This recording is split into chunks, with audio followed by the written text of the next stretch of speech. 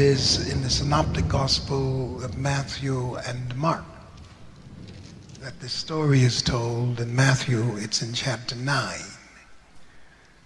And Matthew, Mark, since Mark follows Matthew, let's read Matthew first.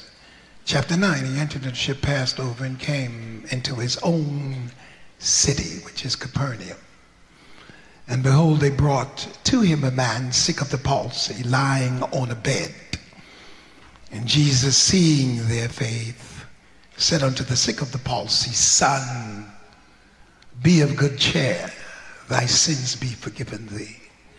Now notice he didn't say seeing his faith, but seeing their faith, which means whoever was carrying him was carrying him with similar faith. That means you got to have people around you who have some kind of faith when they're dealing with you, particularly if they're carrying you. Now, if we're going to get healed and you don't believe he'll heal me, then you stop by the wayside, because I can't get over there myself. I need you to get over there, but I don't need you coming over there doubting. I need you believing too. And behold, certain of the scribes said within themselves, the man blasphemeth. Jesus, knowing their thoughts, wherefore think ye evil in your hearts? For whether it is easier to say, thy sins be forgiven thee, or to say, arise and walk? But that ye may know that the Son of God hath power on earth to forgive sins. Then saith he to the sick of the palsy, arise, take up thy bed, and go into thine house.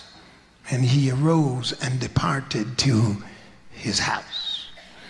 Now in Mark chapter 2, he is a little bit more detailed. And again he entered into Capernaum after some days, and it was noised that he was in the house. Interestingly enough, that somebody followed him enough to know where he was and spread it around. It was noise. It's interesting that in any field you're a part of, somebody should recognize you within the concept of that field. You shouldn't go unnoticed. Tell your neighbor, I'm too gifted to go unnoticed. Now the question is, what is your gift?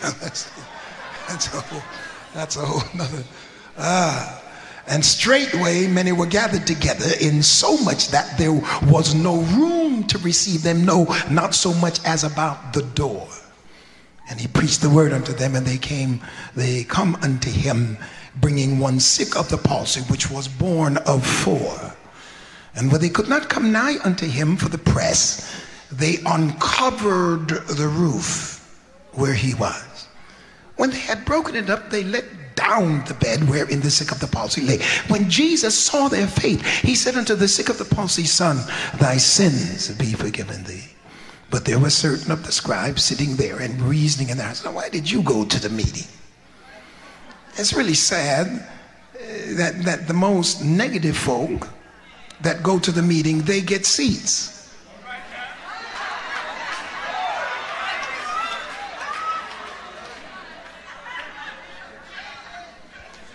Now the one we're trying to help, he can't get in the building.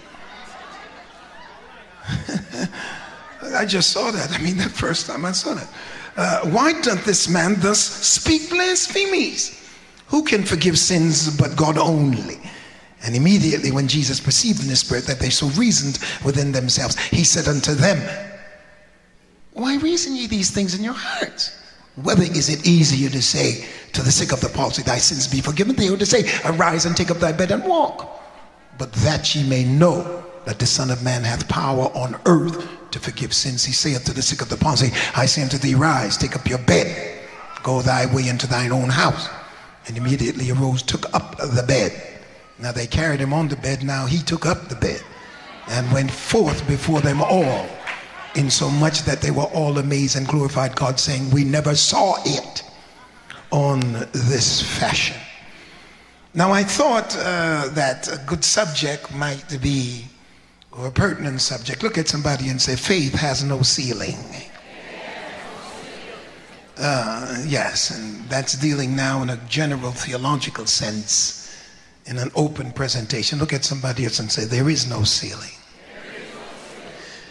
But in a more subjective sense, tell somebody, I'm walking back. Now, you carried me over here, but I'm walking back.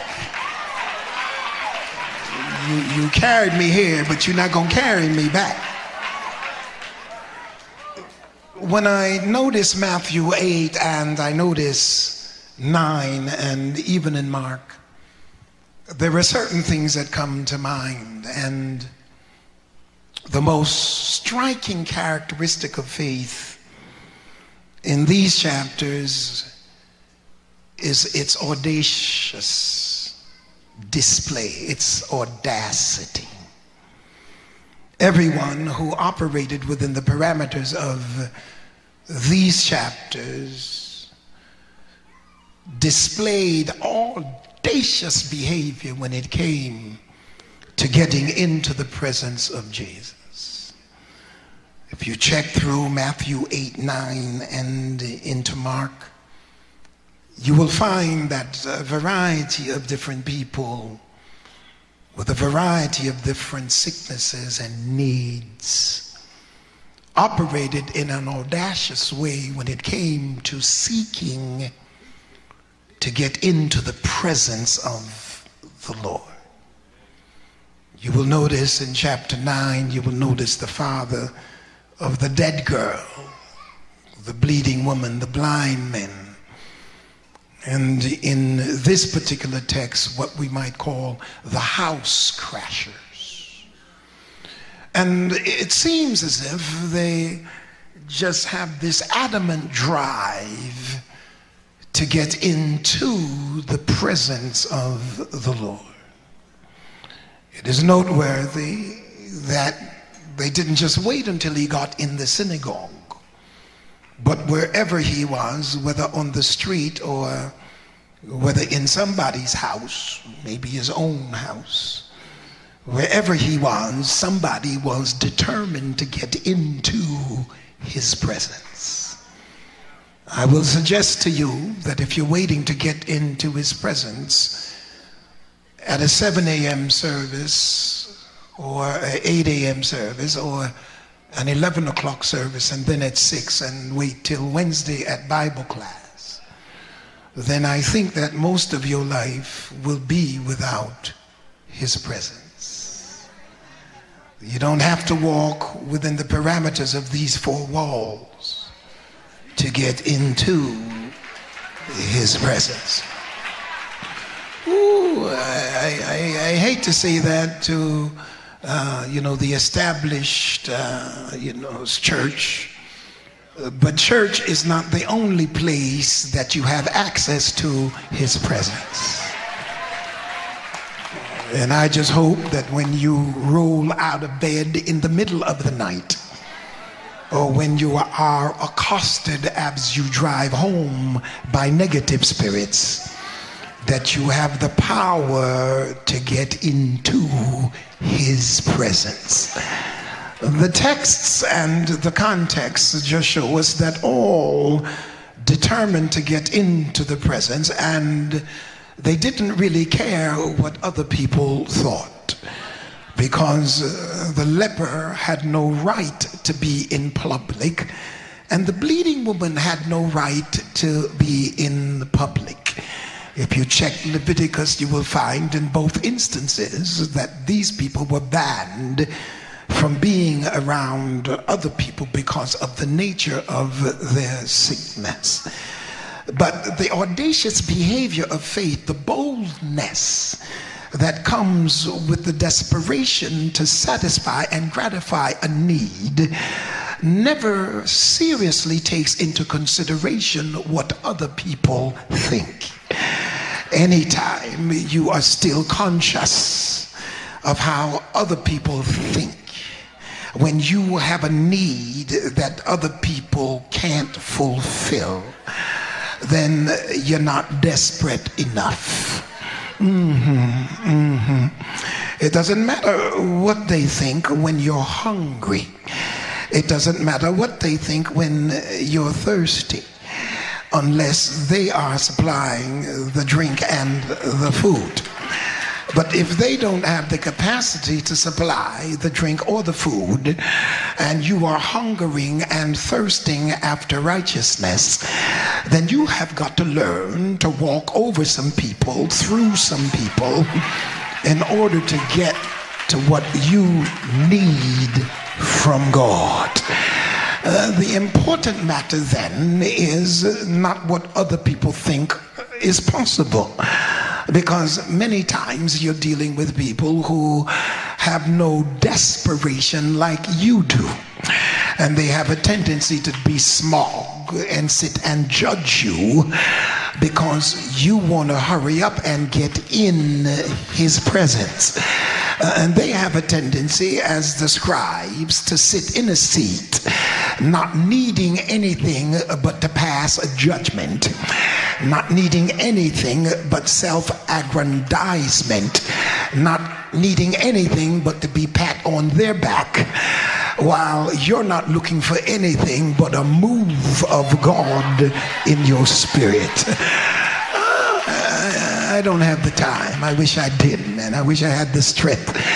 But who is it to say, who can determine among us what God will do for me? I mean, who out here has been given the designation of expressing what God would do for me? For you to tell me it has never been done means absolutely nothing to me, because it hasn't been done in your circle does not mean it won't be done in mine. So I can't allow you to decide for me what God will do for me. So I would ask you just to be quiet about this matter and let me go find out for myself. Who is to say what his will is? Because the only way we can find that out is to have communion with him. I have got to be in his presence. And I'm going into his presence with faith. But I'm not taking faith to meet merit. If I were taking faith to meet what I deserve, I really wouldn't go, because I don't deserve anything, because I have lived so awfully that I cannot dictate to God what I deserve based on how I have lived. But what I'm taking faith to is grace, which means I'm taking grace to have taking faith rather, to have a meeting with grace. And what grace is unmerited favor. So I'm not going to him with my record, and I'm not taking to him my behavioral pattern. I'm not going to him with my meritorious works, because I have absolutely none. But what I'm going to him for is, I'm bringing you faith, and I want my faith to meet your grace, which means I'm not coming here to meet wages. I'm coming here to get something that's not fair, and that is favor. I want my faith to meet favor. I think I can make that leap, and that is, I'm coming believing that nothing in my life will stop you from blessing me.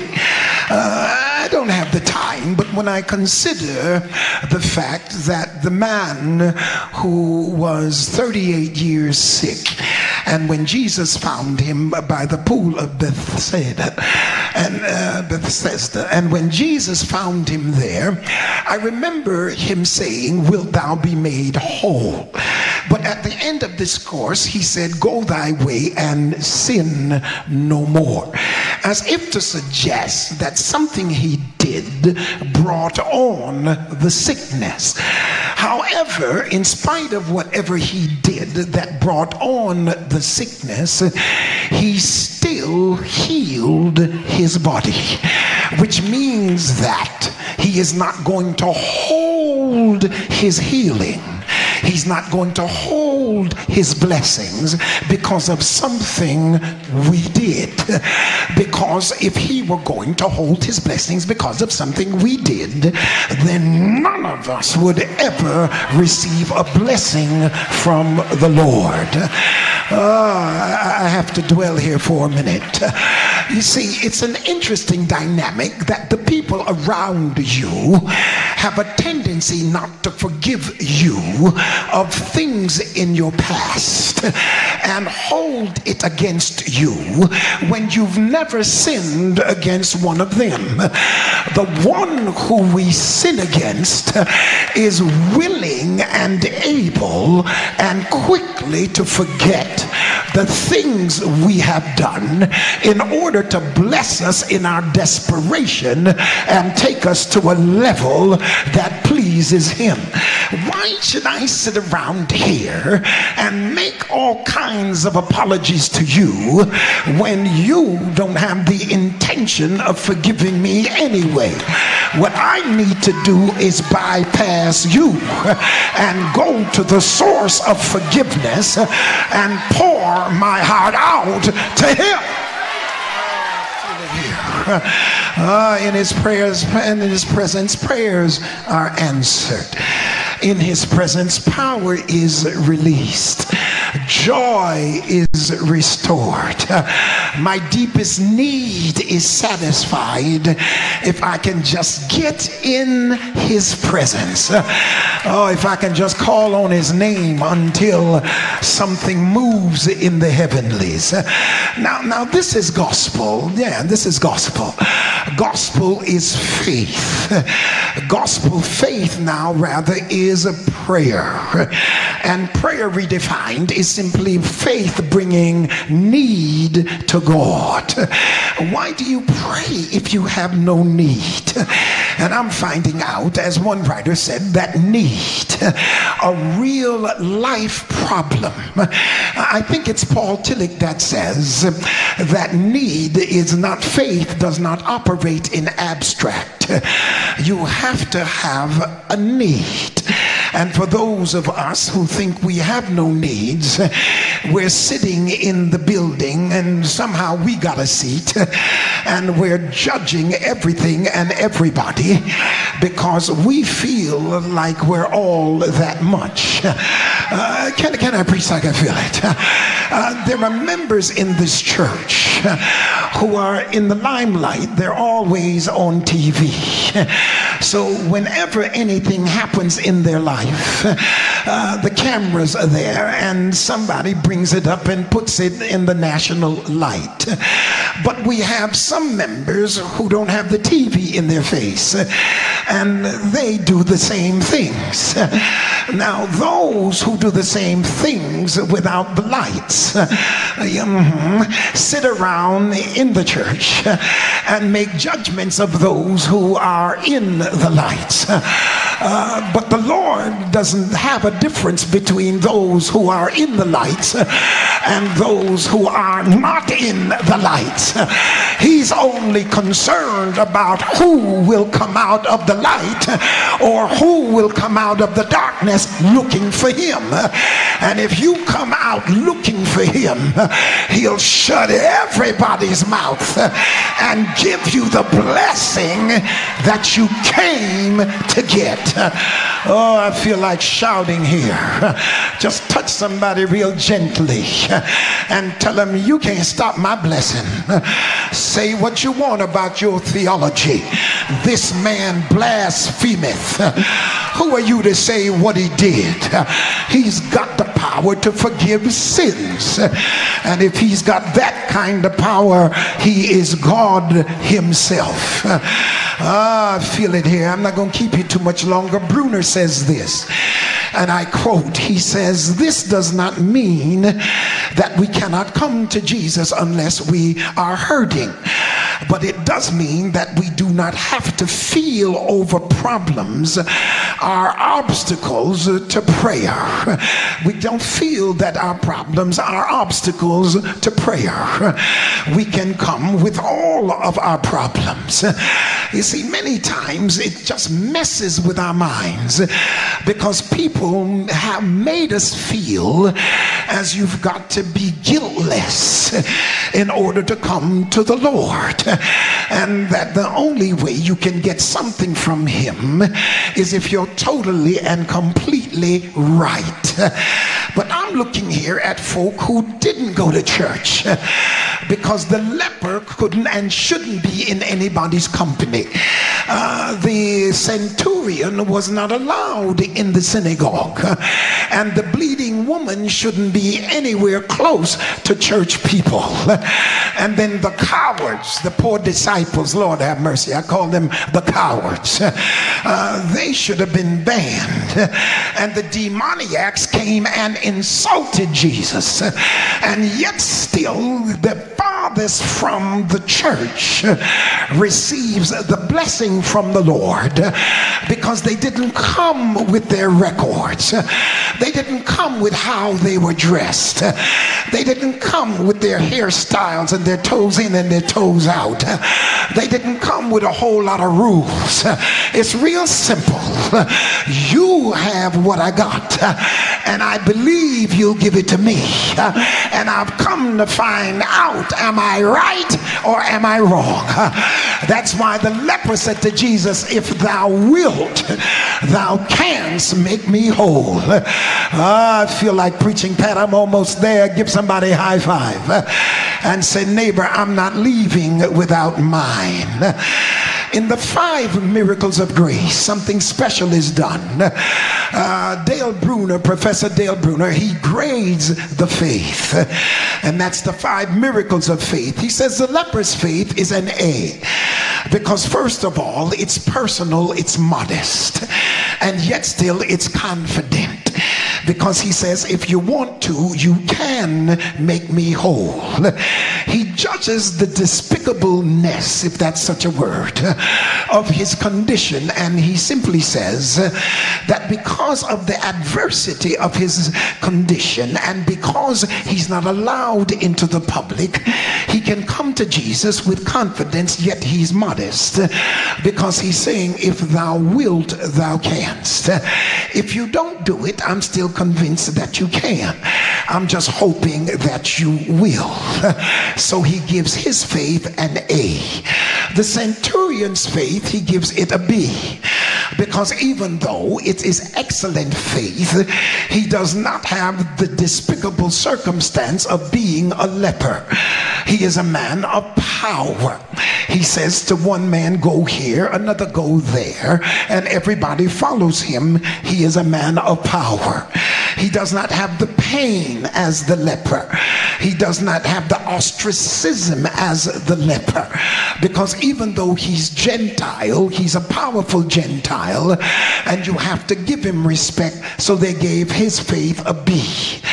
When it comes to Peter's mother, or Peter's mother-in-law rather, it does not say whether hers was excellent or whether it was negligible. So because it's neither good nor bad, he gives that faith a C. Now the disciples have had to fail. Oh yes, oh ye of little faith. And they're accused of cowardice, yet witnessing all of his works. Now please explain to me, why should the disciples have a failing grade when they're in the middle of all of the display of his magnificent power? If anybody should believe that he could deliver, it certainly should be the folk that are around him all the time. I am convinced that church people become so smug that they get so caught up in the ceremonial piety of ritual worship that they forget the basics basics that got them in here in the first place. Forget your seniority in the city of Refuge. Well, I've been there for 20 years and ain't got nothing out of it yet. But somebody can come off the street burdened down with the trials of the world and walk out of here not talking about other people, but talking about the goodness of Jesus. And I better behave. I'm acting like I'm 45. The disciples' faith is a low grade, so he calls it a D. Now the demonics rather, not the Genezaracs, but the demonics, they insulted him and they approached him with abuse, and their spirit was hostile against him. So we'll give their faith an F, but consider whether it's grade A1 faith, because he praised faith. He praised the bearer of faith. He measured faith. He rebuked the cowards and he kept silent. He ignored the insult, but whatever condition it was, he still delivered the healing. I just come to tell you, just come. Don't let anybody tell you how to come. Just come. If you're angry, come. If you're depressed, come. If you're desperate, come. If you're sad, come. Just come. Who is to say what he'll do if you show up? I feel the Holy Ghost. Give somebody a high five and say, if you can't come by yourself, we'll carry you. But if I carry you, you better be ready to walk back, because I'm not carrying you for a blessing and carrying you back home. Well, I feel like preaching. I feel the whole. Y'all sit down. I'm the only one working. It's important to understand that this is gospel. And what it shows me now is that your faith is not the star. Because if your faith was the star, it would have to be on a certain star level. He is the star, which means it doesn't matter what level of faith you have. He is the star. So all he's saying to you is just drag your little self over here and let me do the miraculous wonder, so that when you walk out of here, we're not praising your faith, we're praising the source of your faith. Because if you didn't hear about me and you didn't trust in me, you couldn't get the healing anyway.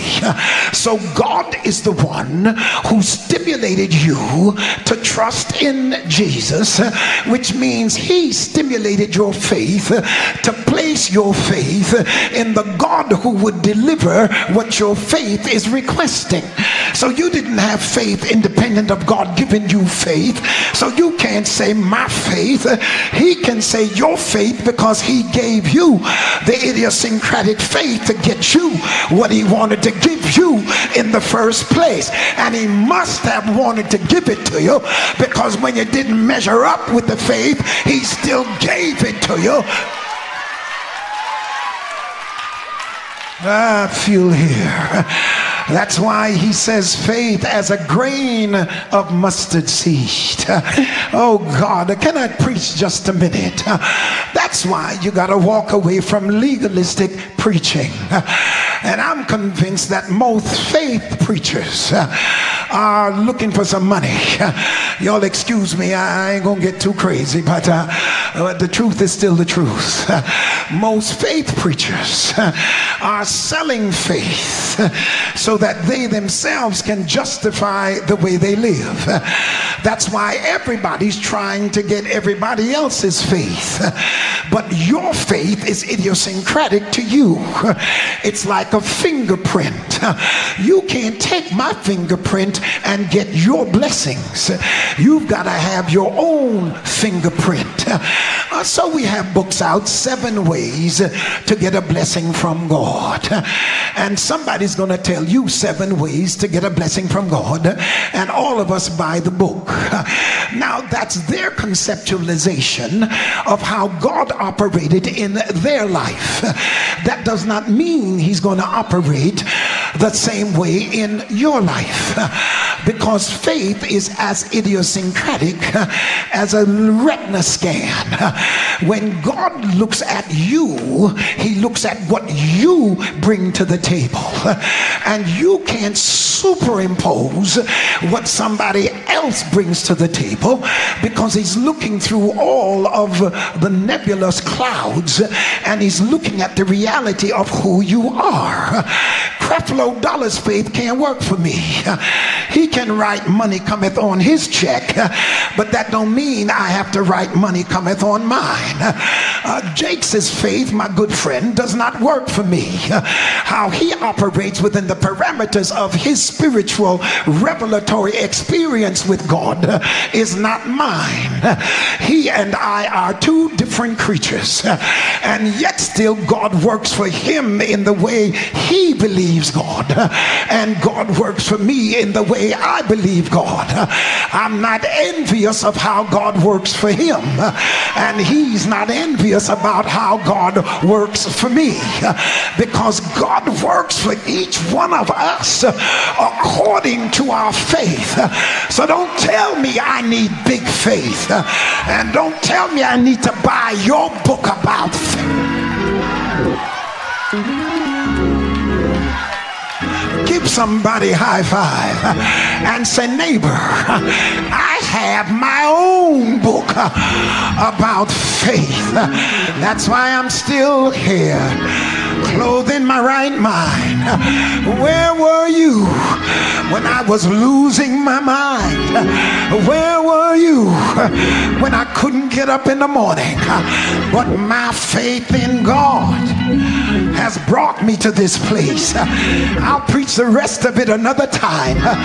Give somebody a high five and say, if you're going with me, help me to get the blessing. When I go to the text, I'm so happy that I found something out.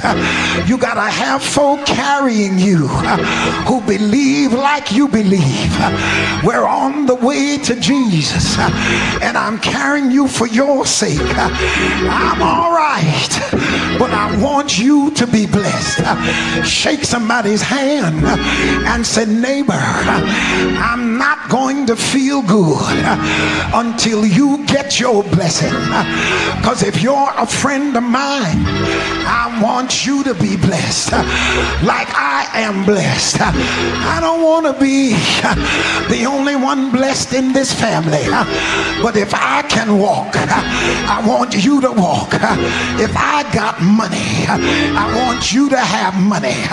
If I'm healthy, I want you to be healthy. If I'm strong, I want you to be strong. So where do we have to go? I'll carry you. Give somebody a high five. Say, I'll pray for you. I'll believe for you. I'll hold out for you. I'll lift you up. I'll encourage you. But we're going to Jesus. I feel like preaching. It's interesting that they couldn't get in the house because of folk that don't believe.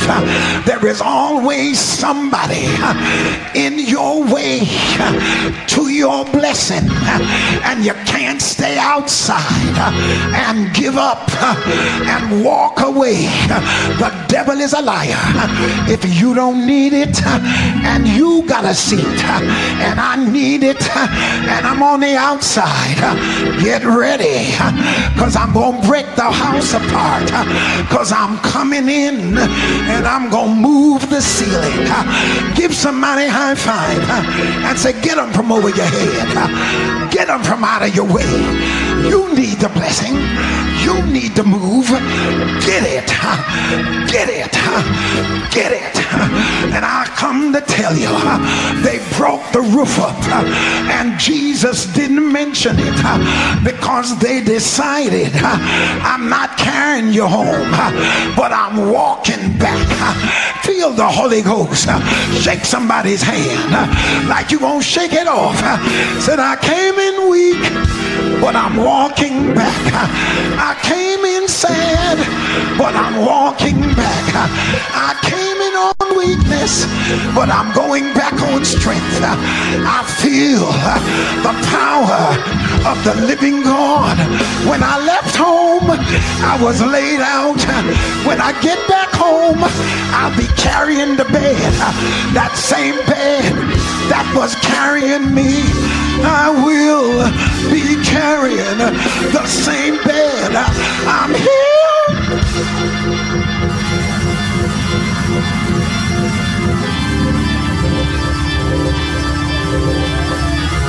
Give somebody a high five for the last time.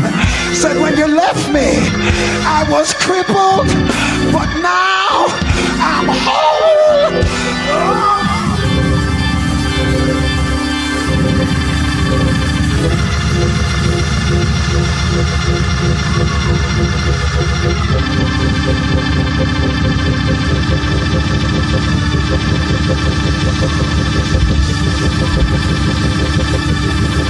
I'm walking back. Touch 3 people and say, neighbor, neighbor, neighbor, neighbor, I'm walking back. I'm walking back. I got my joy back. I got my peace back. Whatever I was lacking when I came in, I'm going back with it.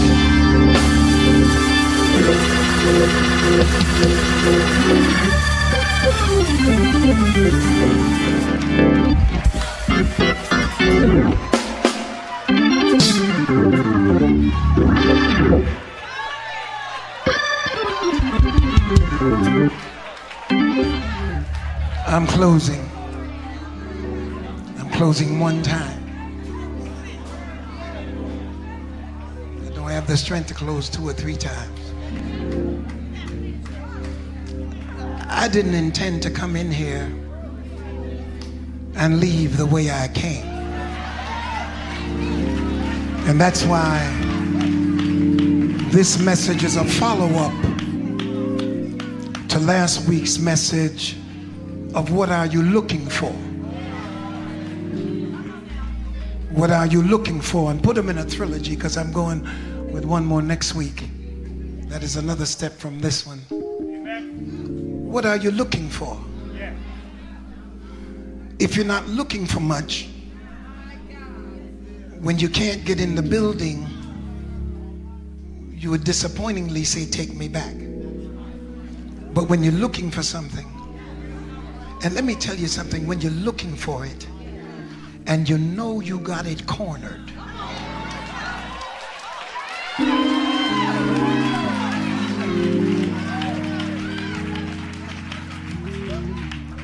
you don't give up when you know you got it cornered.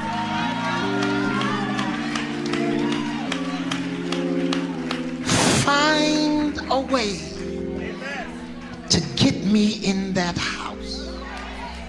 Find a way. I'm closing on this note. And as I was studying this, I discovered something.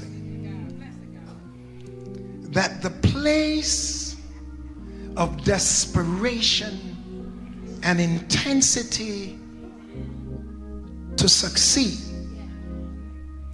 is the same place where it's easy to give up.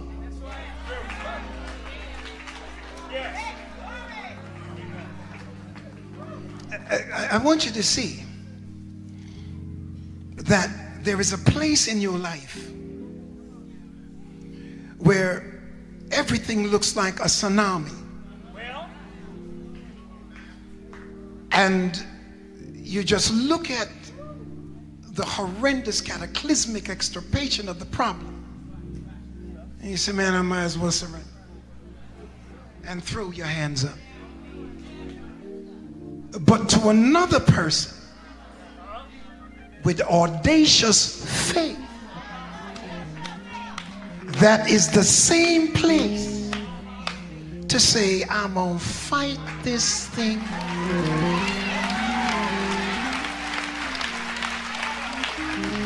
until I get the victory.